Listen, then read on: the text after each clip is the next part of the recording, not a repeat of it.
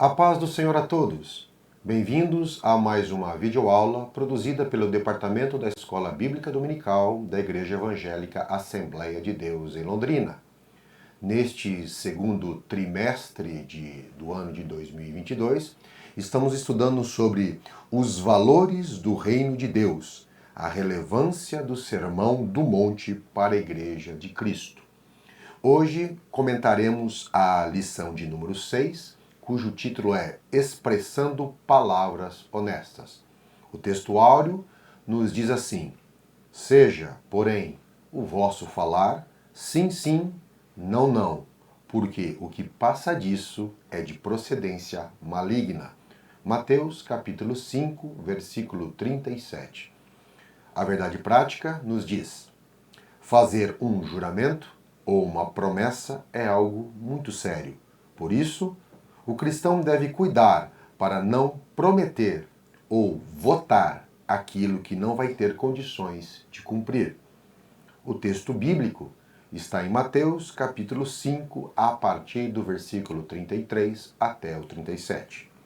Jesus dizendo: outro sim, ouviste que foi dito aos antigos: não perjurarás, mas cumprirás os teus juramentos ao Senhor. Eu, porém, vos digo que de maneira nenhuma jureis, nem pelo céu, porque é o trono de Deus, nem pela terra, porque é o escabelo de seus pés, nem por Jerusalém, porque é a cidade do grande rei. Nem jurarás pela tua cabeça, porque não podes tornar um cabelo branco ou preto. Seja, porém, o vosso falar sim, sim e não, não, porque o que passa disso é de procedência maligna. Primeira coisa é lembrar que a palavra perjurar, o verbo perjurar, significa jurar falsamente, quebrar, romper um juramento, falhar como uma promessa feita, ou mesmo não cumprir um compromisso assumido, né? Já a palavra jurar, na nossa língua portuguesa, ela vem do latim ius, da mesma raiz da palavra que nós usamos para a palavra lei, ou júri, ou jurista, tudo envolve uma lei. Neste caso, o juramento significa que a partir do momento que eu me comprometo com palavras, eu torno aquilo que eu digo uma lei e se torna um direito daquele ouvinte ou daquele para quem eu fiz uma promessa. Aquilo que eu falei se torna um direito para ele. Bom, queridos, sobre o Sermão do Monte, nós estamos estudando que nele Jesus revela os princípios e os valores do reino de Deus. O reino que ele anunciava no seu ministério terrestre, o reino que ele mesmo é o Rei eterno. Também ele nos revela no sermão as características, as posturas, os comportamentos dos cidadãos e cidadãs que se dizem pertencer a esse reino. Isto é, as pessoas que pertencem ao reino, necessariamente elas devem expressar por palavras e por posturas a cultura desse reino e o caráter do seu rei, do seu mestre, do seu senhor.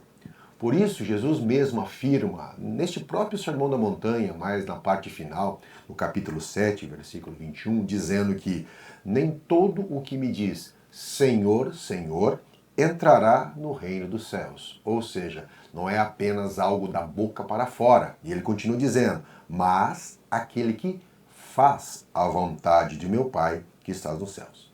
No Sermão da Montanha, Jesus deixa bem claro as diferenças entre o reino de Deus, o reino dos céus, e o reino dos homens. Também mostra a diferença entre a religião ou a religiosidade e o evangelho e a nova criatura. A diferença entre aquele que professa uma crença e aquele que teve o coração transformado. Mostrando que o reino de Deus é muito mais do que experiências religiosas ou práticas religiosas, ou uma lista de obrigações morais, uma lista de coisas que se deve ou não deve fazer, também é muito diferente do que um conjunto de cerimônias e rituais. O reino de Deus envolve a mudança de mente, a mudança de coração, a mudança da essência do homem, que se volta para a autoridade de Jesus Cristo. É esta mudança de postura, essa mudança de essência, esta mudança de interior que a Bíblia chama de regeneração e de novo nascimento. Por isso, apenas aquele que nasce de novo pode entrar no reino de Deus, pode ver o reino de Deus. Também, o Sermão do Monte nos revela as tentativas humanas de alterar ou manipular os mandamentos, sejam da sociedade e mesmo os mandamentos divinos conforme o seu interesse, conforme o seu desejo de algum benefício, né? E ele muda, os homens, conforme passa o tempo, eles alteram a lei, eles deturpam a lei com seus costumes e tradições. E essa é uma característica dos legalistas. Os legalistas defendem, né, uma moralidade voltada ao cumprimento irrestrito da lei, eles dizem isso, porém, na prática, eles ficam tentando obter brechas na lei para que ajustar as suas expectativas ou ajustar os benefícios que eles querem. Isso acontecia na época de Jesus com aqueles que deveriam guardar a lei ou aqueles que diziam que eram os defensores da lei, os zelosos pela lei, como é o caso da seita dos fariseus. Eles diziam que guardavam a lei, não exerciam misericórdia nem compaixão com as pessoas, eles se achavam melhor que os outros, mas eles mesmos deturpavam a lei com suas tradições. Também é uma característica dos hipócritas, que têm uma aparência de piedade, que defendem a lei, que querem viver honesto, que defendem uma moralidade, mas no seu dia a dia, mas na sua prática, eles negam a eficácia, a eficiência da piedade. Por isso, Jesus utiliza uma fórmula. Ele utiliza a fórmula dizendo: ouviste o que foi dito? Dizendo em relação à tradição dos judeus e dos ensinamentos dos mestres da lei, que com o passar do tempo deturpavam o mandamento divino. E ele continua a frase dizendo: vocês ouviram isso, eu, porém, vos digo. Jesus está revelando aqui, através dessa expressão eu vos digo, a essência, a profundidade e o significado dos mandamentos divinos. Jesus aqui se posiciona como a voz de Yahvé, a autoridade máxima na interpretação da lei. Jesus nos revela o espírito da lei, muito mais do que apenas a letra da lei. É o que vemos na lição de hoje. O cuidado que todos nós devemos ter a nos expressar com palavras e assumirmos compromissos. Isto, a lição de hoje, aliás, todo o Sermão da Montanha, mas esta lição de hoje é extremamente relevante para os nossos dias, em que presenciamos e testemunhamos uma completa degradação e banalização do valor da palavra empenhada e dos compromissos assumidos. O que era no passado, talvez nossos avós, os nossos pais se lembrem disso, uma questão de honra, um homem que dava a sua palavra, ele morreria pela palavra dada, ou ele enfrentaria qualquer prejuízo para sustentar a palavra dada, um homem, uma mulher, assumia um compromisso e se negava a romper o compromisso, ele enfrentava tudo para manter a palavra. Hoje em dia não é mais assim. O que havia era uma questão de hombridade, de dignidade, de honestidade, uma questão de realmente mostrar ali a integridade de uma pessoa. Hoje mais as palavras dadas são cada vez mais sem efeito. Agora é um mundo dominado pela relativização, pelo egoísmo, pela cobiça, pelo individualismo, pela irresponsabilidade, pela falta de compromisso. A palavra dada praticamente não tem mais efeitos. Ninguém mais confia na palavra de ninguém. E às vezes, até os nossos púlpitos têm esse problema. As pessoas não acreditam mais nem mesmo naqueles que assumem o púlpito dizendo que falam a palavra de Deus. A desconfiança é total e generalizada.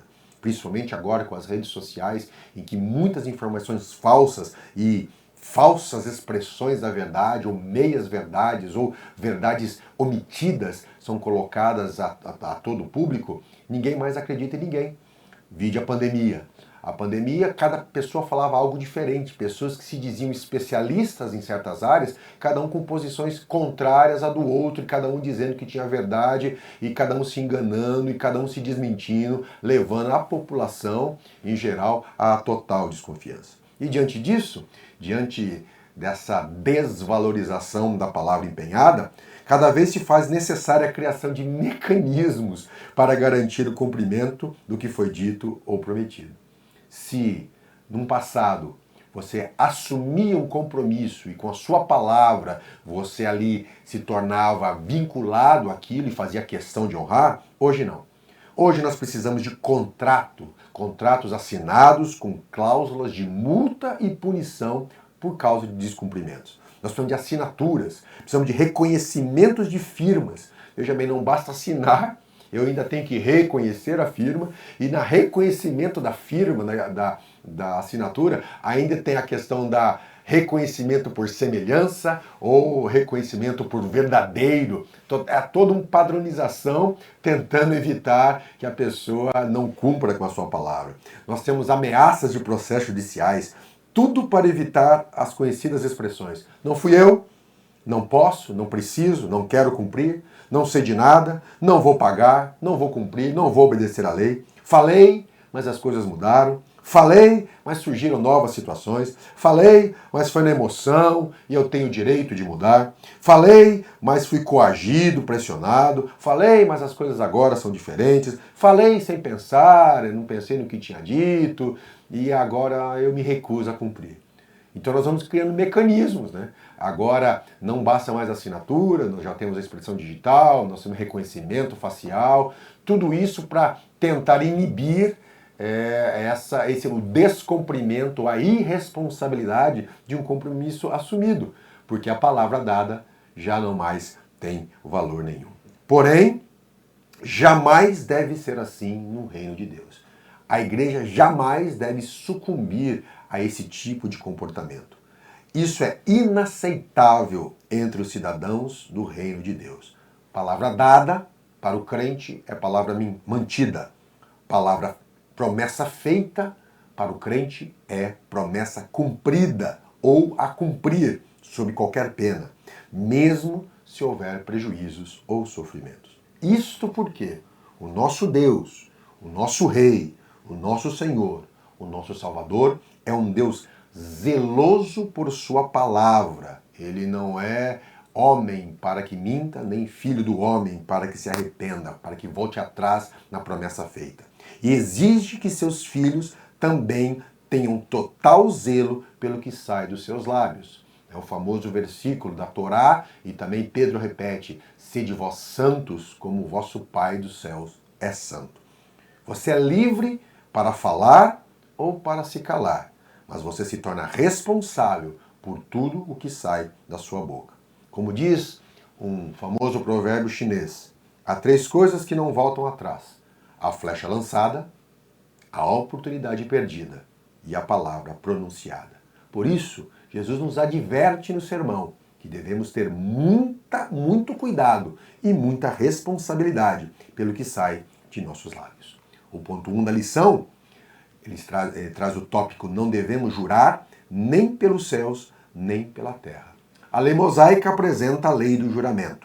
A lei mosaica entregue por Deus no Sinai mostra a clara importância dada por Deus aos compromissos assumidos. E veja, seja o compromisso de um homem diante de Deus, ou seja, o compromisso que um homem assume para com Deus, seja o compromisso que um homem e uma mulher assume com seu semelhante, tem o mesmo valor e deve ser responsável por aquilo que ele fala. Isso fica claro na Torá e em todo o Antigo Testamento. Números 30, 1 e 2 diz assim: e falou Moisés aos cabeças da tribo dos filhos de Israel, dizendo: esta é a palavra do Senhor que tem ordenado. Quando o homem fizer voto ao Senhor, ou fizer juramento, ligando a sua alma com obrigação, não violará a sua palavra. Segundo tudo que saiu da sua boca, fará. Da mesma forma, Deuteronômio 23, a partir dos versículos 21. Quando fizeres um voto ao Senhor teu Deus, não tardarás em cumpri-lo, porque o Senhor teu Deus certamente o requererá de ti, e em ti haverá pecado. Porém, abstendo-se de votar, não haverá pecado em ti. E olha interessante, o que saiu dos teus lábios, guardarás e cumprirás, tal como voluntariamente votaste ao Senhor teu Deus, declarando-o pela tua boca. Provérbios 12:17 também nos diz: o que diz a verdade manifesta a justiça, mas a falsa testemunha diz o engano. Queridos, Israel foi liberto da escravidão do Egito e agora, como uma nação livre que celebrou uma aliança com Yahvé, que assumiu um compromisso em Yahvé, marcado ali no Sinai, através de sacrifício, através de sangue ali de um cordeiro, foi marcada uma aliança. Agora ele deveria, no cumprimento dessa aliança, espelhar o caráter de Yahvé. Não deveria se portar, viver, andar como as outras nações. Pelo contrário, o povo de Deus deveria e deve ainda hoje ser luz entre as nações. Neste contexto, a palavra dada, o compromisso assumido, devem ser tratados com o máximo de respeito e reverência. O desrespeito à palavra dada, o desrespeito ao compromisso assumido diante de Deus e diante dos homens é abominável para o nosso Senhor. Por quê? Porque o Deus revelado nas Escrituras, o Deus Yahvé, a Trindade Santa que nos é revelada através da Bíblia, é o Deus dos compromissos assumidos, o Deus da aliança, o Deus do pacto, o Deus do concerto, o Deus que faz promessas e que cumpre as suas promessas. E nós, povo de Deus, devemos espelhar esse caráter de fidelidade, porque a fidelidade justamente está nesta característica, nesse caráter de manter a palavra, de manter o compromisso assumido, de manter a aliança que uma vez foi feita. Fidelidade é um dos atributos comunicáveis de Deus ao seu povo e a todo ser humano, e é uma exigência para aqueles que estão no reino de Deus. O propósito da lei do juramento. O juramento, no hebraico, vem da palavra sabá, de onde vem o número 7 e também a raiz da palavra sábado. Significa completo, inteiro, definitivo, pleno, concluído. Significa assumir um compromisso irrevogável, consciente. O juramento torna-se um direito da pessoa a quem se jura. Ou seja, o livramento, o juramento que se encontra na Bíblia, na Torá, visava indicar a verdade plena, eliminando qualquer dúvida ou desconfiança. O juramento deveria refletir integralmente o que estava na mente e no coração de quem proferiu as palavras. Isto porque há situações extremas que podem gerar dúvidas em certos relacionamentos, em certas atitudes. Nesse caso de dúvidas, em um ambiente de desconfiança, num ambiente onde existe certos testemunhos contraditórios, havia essa ferramenta do juramento para ali assumir uma postura diante de Deus, daquilo que você estava falando era verdade. Não era mera formalidade, era um compromisso diante de Deus, diante dos homens, com a verdade e com a justiça, em que você empenhava a sua própria vida, garantindo diante de Deus que aquilo que você estava falando era verdade. E tendo Deus como sua testemunha, mas também como seu juiz. Veja as palavras duras que Jesus diz aos judeus. João 8,44.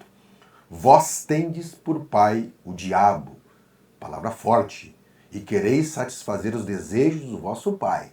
E ele continua, o diabo, ele foi homicida desde o princípio, e olhe bem, não se firmou na verdade, porque não há verdade nele. Quando ele profere mentira, fala do que ele é próprio, porque é mentiroso e pai da mentira. Ou seja, a falta de responsabilidade com a palavra empenhada, ela está diretamente ligada à falsidade, à mentira e nos mostra um vínculo paterno com o próprio diabo. Ou seja, ao invés de espelhar o caráter de Deus como filho de Deus, aquele que não cumpre as suas palavras, aquele que rompe um juramento, ele se coloca como filho do próprio Satanás. E Jesus continua dizendo, não jureis nem pelo céu, nem pela terra. Veja bem, a palavra dita, a palavra empenhada, ela deveria ser de extrema responsabilidade. Porém, como a natureza humana é inclinada ao mal e à mentira, e como a lei, mesmo a lei de Deus, não pode resolver o problema do pecado. Romanos 8,3 nos diz, porquanto que era impossível a lei, a Torá, visto como estava enferma pela carne. Paulo fala disso aí. Com o passar do tempo, o juramento foi sofrendo alterações e manipulações pela tradição dos homens. Os homens, como eu disse antes, que assumiram o compromisso de guardar, defender a lei de Deus, como os fariseus, eles mesmos acabaram deturpando e deformando esse instituto do juramento. Segundo os estudiosos do Novo Testamento, duas coisas ocorriam na época de Jesus em relação ao juramento feito. A primeira é que ele estava se tornando frívolo e fútil. Jurar ou exigir o juramento tinha chegado a ser um costume como qualquer coisa dizendo, juro por minha vida, juro pela minha cabeça, jamais feliz Israel ser. Esse juramento era comum, se tornou frívolo. Qualquer coisa, qualquer palavra dada, qualquer comentário feito, qualquer situação ali da vida, por mais simples e sem necessidade que fosse, eles começavam a jurar e se tornou frívolo este instituto do juramento.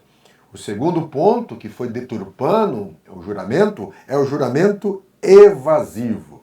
Os judeus dividiam o juramento em duas classes. Aqueles que obrigavam de maneira absoluta e aqueles que eram relativizados. Parece bem a nossa época.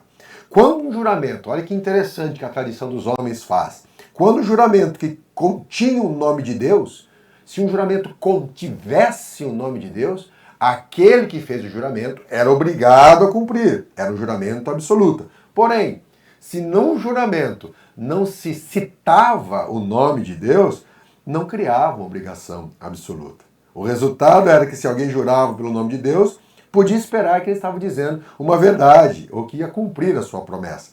Mas se jurava pela terra, pelo céu, por Jerusalém, ou por sua própria cabeça, ele sentia liberdade de romper o compromisso ou cumprir se ele mesmo quisesse. Como resultado, foi construído uma verdadeira arte de jurar, ou um jeitinho de jurar, em que a pessoa, como hoje na cultura das crianças, ela jura, mas cruza o dedo. Era mais ou menos assim, dizendo, se eu cruzei o dedo por trás das costas, eu não preciso cumprir o juramento. Eram essas artimanhas criadas pelos próprios estudiosos e intérpretes da lei naquele momento. O estratagema dos religiosos, como eu disse no tópico acima, que sempre procuram uma brecha da lei ou criam novas interpretações para se beneficiar, dizia, se jurar por Deus, sou obrigado a cumprir. Mas se jurasse por outra coisa, sem citar o nome de Deus, não haveria obrigação de cumprir. Ou seja, havia os votos obrigatórios e os votos não obrigatórios ou relativos.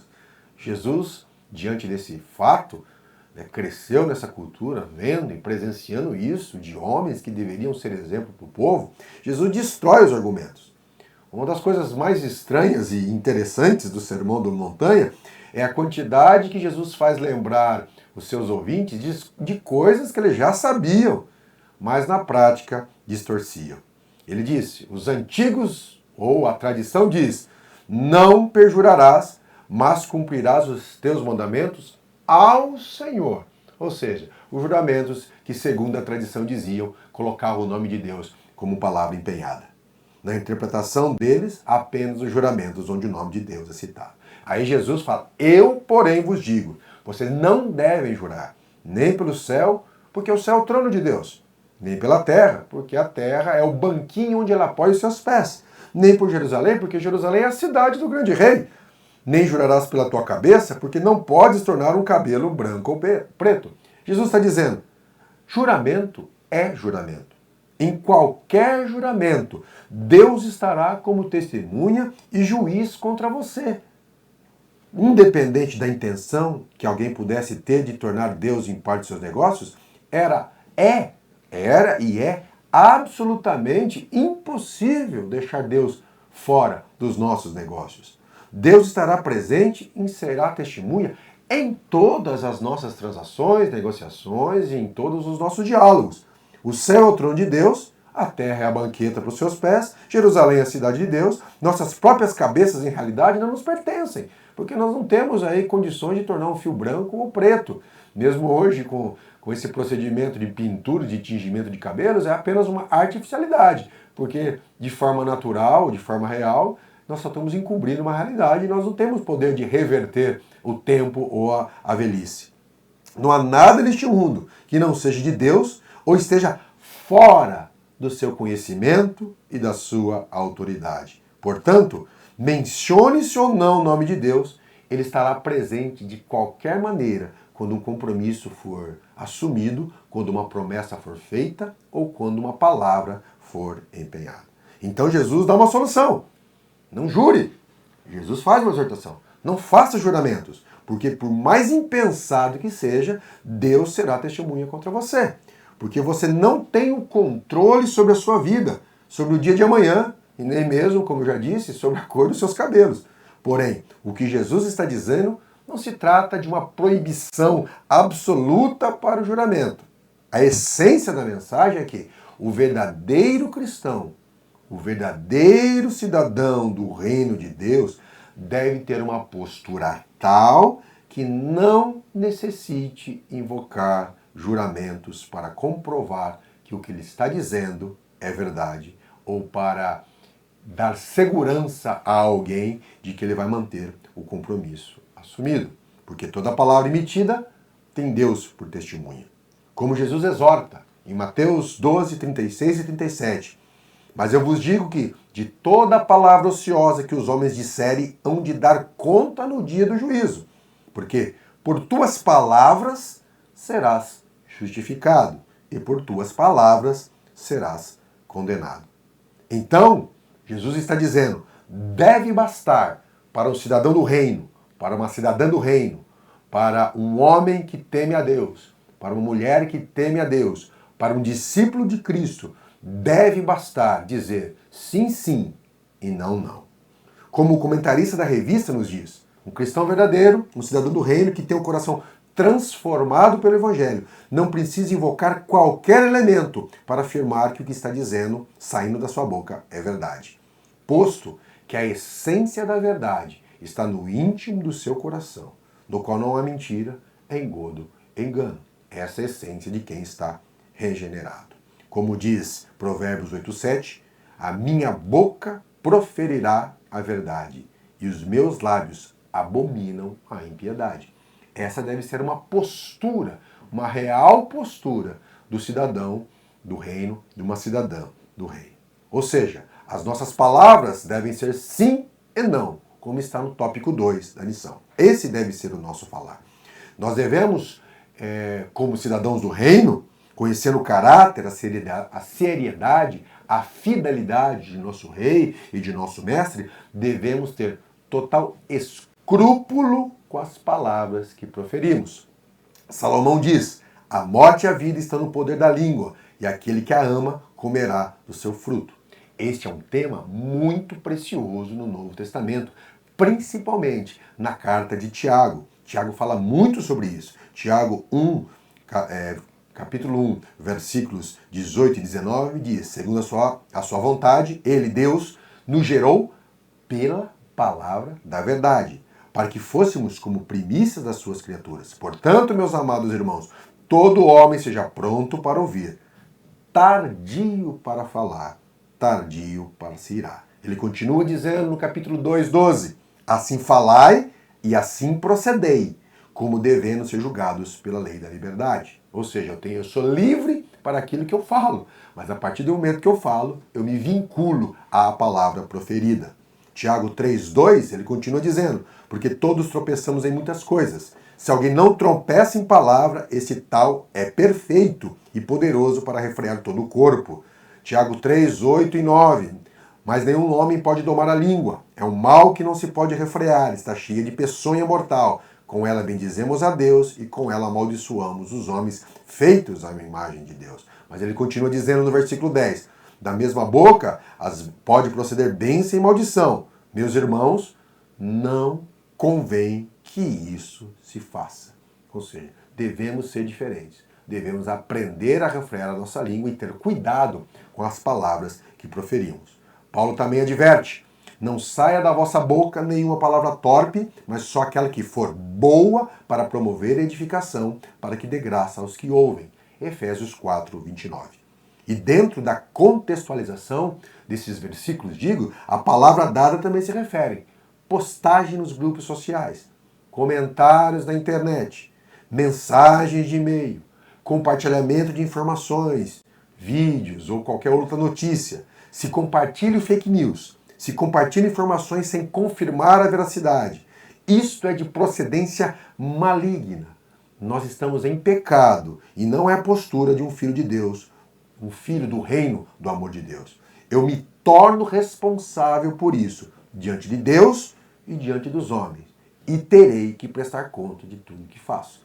Então agora, com a tecnologia, aquilo que eu digito, aquilo que eu escrevo, aquilo que eu compartilho, a partir do momento que eu dar um enter, eu perco total controle sobre aquilo. E aquilo ali, ele pode ser para me condenar no futuro se ali tiver qualquer coisa sendo uma inverdade. Mesmo que você não teve a intenção de mentir, mesmo que você pensou que aquilo foi verdade, mas se você não teve o cuidado de examinar se aquilo que você postou, disse, compartilhou era realmente verdadeiro e você compartilha aquilo, você distribui, você repassa aquilo, você está sobre nós esta responsabilidade e será cobrado.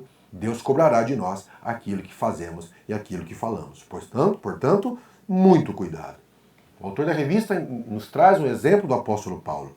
O exemplo de Paulo nos mostra que, mesmo vivendo em sinceridade, expressando palavras verdadeiras do fundo do coração, há situações que fogem do nosso controle.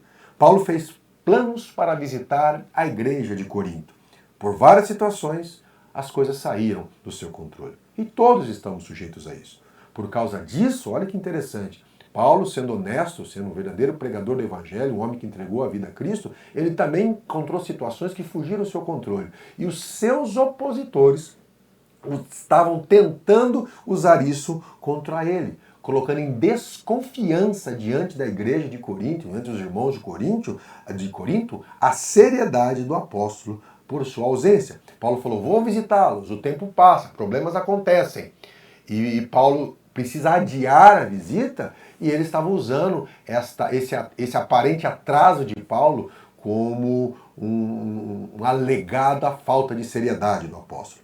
Paulo, então, diante disso, ele se coloca em juramento diante dos coríntios em uma situação extraordinária que se fazia necessária para a defesa do seu ministério dos ataques desonestos que sofria dos homens. Ele coloca Deus por testemunha que a sua ausência era justamente por amor a eles, para os poupar, e não por faltar com a sua palavra, conforme 2 Coríntios 1, 23. Invoco, porém, a Deus por testemunha sobre a minha alma, para vos poupar que não fui a Corinto até agora. E no momento certo, ele cumpre a sua promessa e faz a visita necessária. Isso nos mostra, sim, que pode haver situações extremas em que a invocação de Deus como testemunha precisa ser feita, mas são situações extraordinárias e extremas e deve ser feita com muita reverência e temor. Paulo tinha autoridade para esses casos. A vida dele mostrava que ele tinha total autoridade para se expressar da forma como se expressou, que era um caso extremo, quase único na vida do apóstolo. E nós temos a mesma autoridade? Mas, porém, a passagem de Paulo também nos traz de volta Tiago. Diante da impossibilidade de prevermos o futuro, devemos observar a recomendação do irmão de Jesus Cristo para não sermos acusados de falsidade, conforme Tiago 4, 13 a 15. Ei agora vós que dizeis, hoje ou amanhã iremos a tal cidade, lá passaremos um ano, contrataremos e ganharemos. Digo-vos, pois, que não sabeis o que acontecerá amanhã. Porque o que é a vossa vida? Um vapor que aparece por um pouco, depois se desvanece. Em lugar do que devias dizer, em lugar disso devias dizer, se o Senhor quiser, e se vivermos, faremos isto ou aquilo. E Jesus continua avançando. Se eu quiser, se eu desrespeitar esse processo do sim e do não, se eu não viver, se eu precisar ficar utilizando de juramentos o tempo todo, ou em toda hora, para comprovar aquilo que eu estou falando, ou para dar alguma confiança do compromisso que assumi, Jesus fala que isso é de procedência maligna. a necessidade de constantes juramentos, em que o sim e o não deixam de ser suficientes. Expressa a maldade e a falsidade do mundo que vivemos. A falta de confiança, a desconfiança mútua, a falta de autoridade, a falta de legitimidade. Se não houvesse mal no homem, os juramentos seriam desnecessários. É o que Jesus está nos ensinando aqui. E o fato de que às vezes seja necessário pôr pessoas sob juramento demonstra o mundo que vivemos é mau e que precisa de salvação, precisa de redenção. Em um mundo perfeito, no reino de Deus, jamais seria necessário prestar juramento de nenhuma espécie. Faz-se necessário juramentos somente por causa do mal que há no mundo. O que Jesus está nos reforçando é: o homem verdadeiramente bom não precisará jurar para que os outros confiem nele.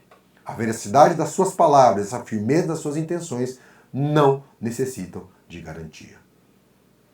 Tiago também, voltando a Tiago, capítulo 5 e 12, repetindo as palavras de Jesus, ou ecoando as palavras de Jesus, Tiago diz: sobretudo, meus irmãos, não jurem nem pelo céu, nem pela terra, nem por qualquer coisa. Seja o sim de vocês sim e o não de vocês não, para que não caiam em condenação.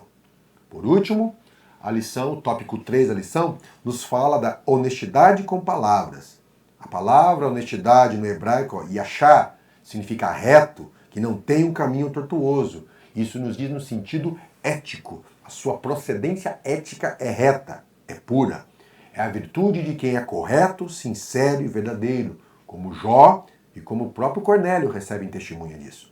Aquele que tem um viver honesto jamais permitirá que saiam palavras falsas, mentirosas, enganadoras ou meias verdades. Por isso Pedro nos exorta, 1 Pedro 2,12, tendo o vosso viver honesto entre os gentios, para que naquilo que fala mal de vós como malfeitores, glorifique a Deus no dia da visitação, pelas boas obras que vós observem. A honestidade, ela é uma avaliação externa.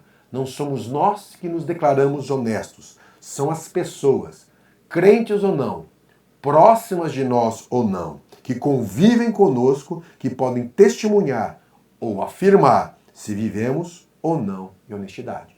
É a nossa comunidade, a nossa igreja, a nossa família, o nosso cônjuge, os nossos filhos, nossos companheiros de trabalho, aqueles que fazem negócio com a gente, as empresas, os empregados, os patrões, as pessoas que estão à nossa volta. São essas pessoas que dirão se temos um proceder honesto ou não. Lembrando que o resultado da nossa postura diante dos homens só podem ter dois caminhos. Ou os homens glorificarão a Deus por causa das nossas boas obras, ou então eles blasfemarão de Deus por causa dos nossos comportamentos. Ou seja, é possível ser honesto com nossas palavras nesse mundo? Sim. A palavra de Deus está nos dizendo que através do Espírito Santo podemos ter um viver honesto. E é uma das principais crises que vivemos hoje. A crise de honestidade e de autoridade. Como dissemos no começo da lição, ninguém confia em ninguém, justamente pela falta de honestidade, inclusive com as palavras. Há inúmeros casos de manipulação, ocultação da verdade, inclusive por meios de comunicação oficiais, políticos, governantes, líderes, inclusive pastores, se utilizam de falsidade nas suas palavras, colocando todo mundo numa desconfiança total. Hoje os noticiários não dá mais para acreditar o que os noticiários falam. Eles estão contaminados com posições ideológicas que manipulam, que escondem a verdade. E isso generaliza, torna uma desconfiança generalizada em toda a população. Não sabemos em quem confiar. Fatos são interpretados e narrados segundo as intenções, interesses, conveniências do momento e da ideologia das pessoas. A verdade se torna relativa ou mesmo inexistente. E para muitos, a mentira se tornou um hábito e até um meio de vida e de sobrevivência. Porém, o cidadão do reino, custe o que custar, deve ter um compromisso com a verdade, com a honestidade. Isso resulta de uma mente transformada e renovada. Isso resulta de um encontro verdadeiro com Deus e uma ação do Espírito Santo. É um fruto da regeneração. Como Paulo ensina, antes, seguindo a verdade em amor, cresçamos em tudo naquele que é o cabeça. Efésios 4, 15 e 16. E através disso, Nós precisamos dar testemunho. Por meio de nós, o reino de Deus sai do discurso, sai do sermão e entra na realidade humana. É através da igreja em que os princípios e os valores do reino de Deus deixam de ser uma simples narrativa e ele se torna ali um evento concreto e sério. Somos cidadãos do reino, somos discípulos de Jesus, somos ministros da reconciliação, somos a sua geração eleita e todas as nossas ações, palavras, devem expressar a nossa fé, nosso compromisso com o Pai, nosso Rei, nosso Senhor e Salvador. Conforme 1 Coríntios 10, 31, 32. Assim, quer vocês comam, bebam, façam qualquer outra coisa, façam tudo para a glória de Deus. E não se tornem motivo de tropeço, nem para judeus, nem para gregos, nem para a igreja de Cristo. Se tivermos nosso compromisso com a verdade, quanto mais o tempo passar, mais receberemos testemunho do nosso caráter e menos seremos sujeitos à pressão ou à exigência de juramentos. A conclusão é: como estamos vivendo? Como estamos vivendo como pais, como amigos, como líderes, como liderados? As pessoas têm confiança no que dizemos? Basta para o nosso cônjuge, basta para os nossos filhos, basta para as pessoas à nossa volta que simplesmente digamos sim, sim e não, não? Nossos companheiros de trabalho, nos nossos negócios, as pessoas que convivem com a gente, podem testemunhar do nosso compromisso com a verdade? Os nossos pastores, os nossos irmãos da Igreja de Cristo? Como estamos vivendo diante dessa exortação que Jesus Cristo nos faz? Que as palavras do nosso Senhor proferidas no Sermão do Monte transformem a nossa mente e nosso coração, porque são essenciais para esses últimos dias que a igreja vive sobre a terra. Que tenhamos o pleno cuidado com as nossas palavras como cidadãos do reino, onde os valores são justiça, paz, verdade e compromisso. Principalmente o mundo de narrativas, falsidades e manipulações. Que sejamos luz, que sejamos diferentes e que façamos a diferença. Como Paulo nos fala em Colossenses 3,17. E quando fizermos, e tudo o que fizerdes, seja por palavras ou por obras, fazei tudo em nome do Senhor Jesus, dando por ele graças a Deus Pai. Que Deus abençoe a todos e que essas palavras possam produzir efeitos no nosso coração e que na sua lição, na Escola Bíblica Dominical, possa ali haver um agir do Espírito Santo, nos conscientizando da nossa responsabilidade diante de Deus e diante dos homens.